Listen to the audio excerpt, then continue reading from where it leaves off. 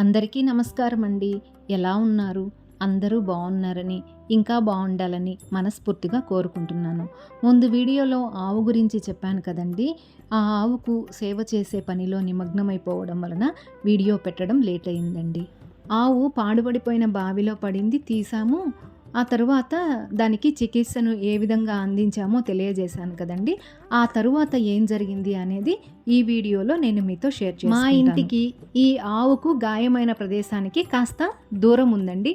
ప్రతిసారి మేము వెళ్ళి ఆవును చూసుకునేదానికి కాస్త ఇబ్బందిగా అనిపించింది. పైగా ఇక్కడ ఆవు పడిన దగ్గర కాస్త చీకటిగా అట్లా ఉండడం వలన జనావాసం లేదు. పాముల బెడద కూడా ఉంది. ఇక్కడ కష్టము, మన ఇంటి దగ్గర అయితే మనము జాగ్రత్తగా ఆవును చూసుకోవచ్చు అని అనుకున్నాము. వెంటనే ఆవును తీసుకెళ్లే దానికోసం ఒక ట్రక్కును, ఆవును ఎత్తి ఆ ట్రక్లో పెట్టాలి కదండి, అందుకోసం ఒక క్రేన్ను మాట్లాడుకొని వచ్చాము. అప్పటికే చీకటి పడిపోయింది.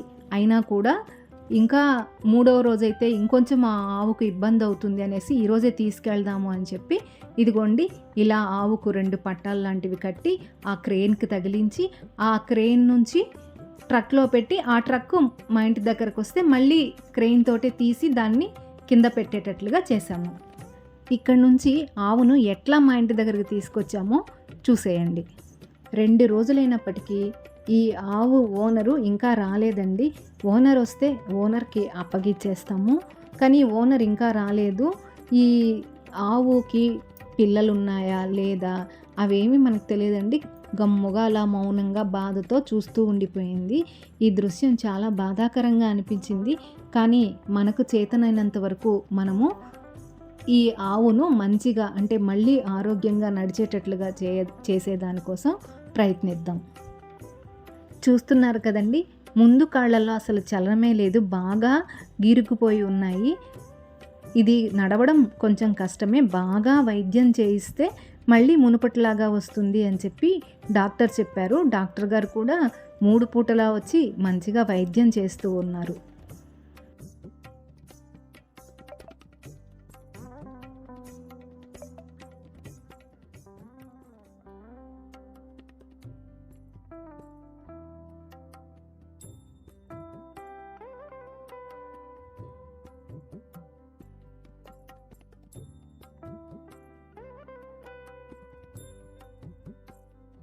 ఇలా ఆ గాయపడిన ఆవును క్రేన్ సహాయంతో ట్రక్లోనికి ఎక్కించాము. ఆ ట్రక్కు ఇంటి దగ్గరికి తీసుకుని వచ్చింది. ఆ ట్రక్లో నుంచి దించేందుకు, ఆవుకు దెబ్బ తగలకుండా ఉండేందుకు ఇదిగోండి ఇలా మెత్తగా గడ్డిని పరిచి ఒక బెడ్ లాగా ఏర్పాటు చేసి ఉంచాము. ఆల్రెడీ మా ఇంట్లో ఆవులు ఉన్నాయి కదండి, మాకేం పెద్ద కష్టం అనిపించదు. గడ్డి, దానికి పెట్టవలసిన దాణా ఇవన్నీ రెడీగానే ఉన్నాయి. అంతేకాకుండా ఆవుకు ఈ పరికరం తీసుకొచ్చాం కదండి, దాన్ని కూడా తీసుకొచ్చాము. ఎలాగైనా సరే ఈ ఆవుని మళ్ళీ నడిచేటట్లుగా చేయాలనే చాలా కృషి చేస్తున్నాము. చూడాలి మరేమవుతుందో.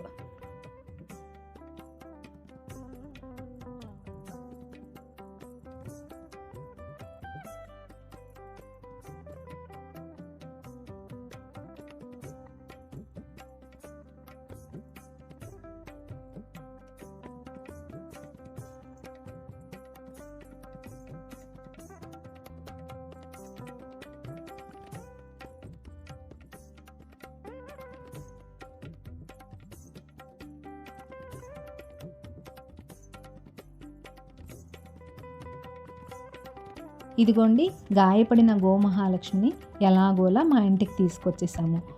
రాత్రులు దోమలు ఎక్కువగా ఉంటాయండి మా ప్రాంతంలో.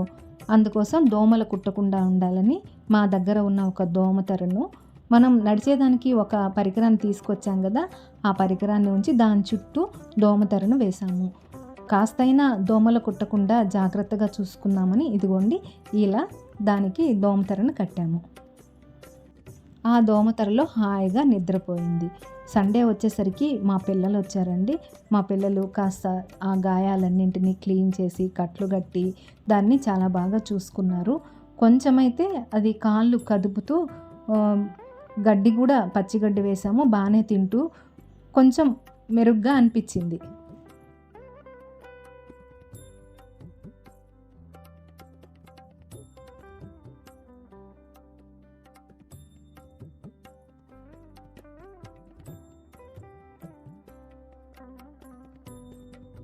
ఇలా ఈ గాయపడిన ఆవుకు ఎవరికి వీలైనట్లుగా వాళ్ళము సేవ చేస్తూ ఉన్నాము. ఈ ఆవు త్వరగా కోలుకోవాలని మనందరము కోరుకుందాము. మరొక మంచి వీడియోతో మళ్ళీ కలుద్దాం. అంతవరకు సెలవు.